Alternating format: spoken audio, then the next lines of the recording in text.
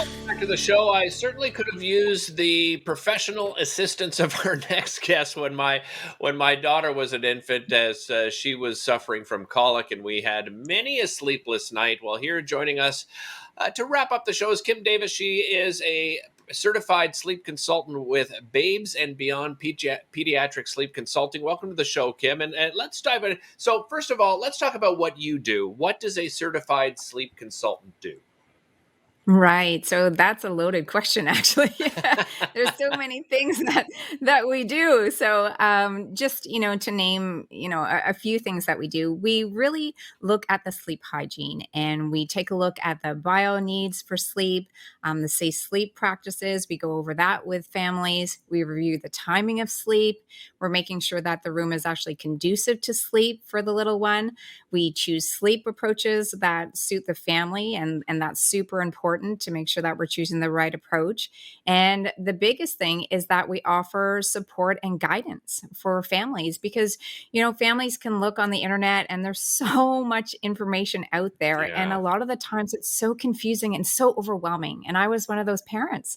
I was so overwhelmed that I just froze and I didn't do anything. And then 2.5 years later, here I was there with my son so sleep deprived. So it's hard. It's really hard for Yeah, and, parents and right now. when you're looking on the internet, I mean, it's wonderful. It's a great tool and so forth. But is the source reliable as well? Are you getting a Right. professional opinion? So many people don't bother with that. My next question is: are there misconceptions in hiring a certified sleep consultant?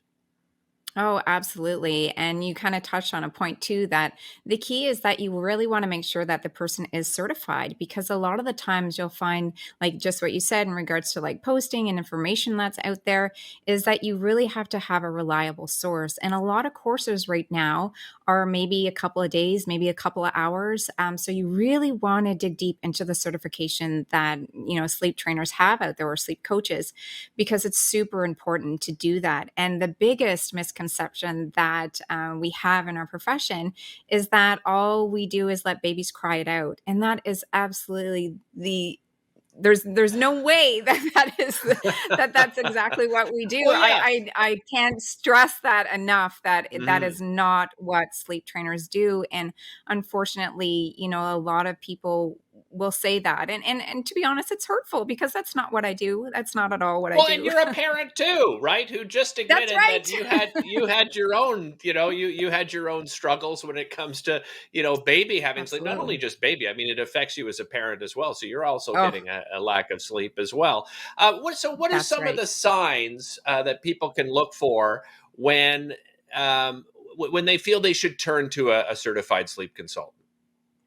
There's three pretty clear signs that something needs to change. And the biggest one is that mom or dad or both are just not happy with the situation. And, we've had lengthy conversations, off camera, you and I, in regards to what I went through as a mom and our family. And 2.5 years of being sleep deprived really put our family in a very challenged position. And it was a dark place for me. So if mom and dad aren't happy, it's time to have that conversation of how we can help because mental health, especially now, is so important that we want to be mindful that it's mom, dad, baby, everybody in the family. So if Yeah. mom or dad is not happy, then it's time to reach out to see what you can do. And sometimes it's only a little tweak here and there that can make a world of difference. So reach out to somebody who can help. The next sign would be if bedtime has become a battleground, like absolute battleground, like mine Yeah. did. When it takes parents 3-4 hours to get their child to sleep, that's not fun. And you start dreading bedtime. And I was there. I know that you start dreading bedtime and nap time and everything else, and things start falling apart. So if bedtime's a battleground, if naps aren't coming together, there's tons of night wakings that are happening. You really want to reach out and see what's going on. And the last thing, one of the last signs that you can look for is if your child is relying on a lot of sleep crutches. So that would be feeding to sleep, rocking to sleep, bouncing to sleep, all those things that I did really put a Yeah. strain because For sleep sure. is a Kim, sorry, skill. I have to stop you there. Unfortunately, we're running out of time, but I'm going to encourage No everybody to problem. visit your website. I mean, those three signs are excellent signs to look out for. Babesandbeyond.com is the website. Thanks so much for watching, and we'll see you next time.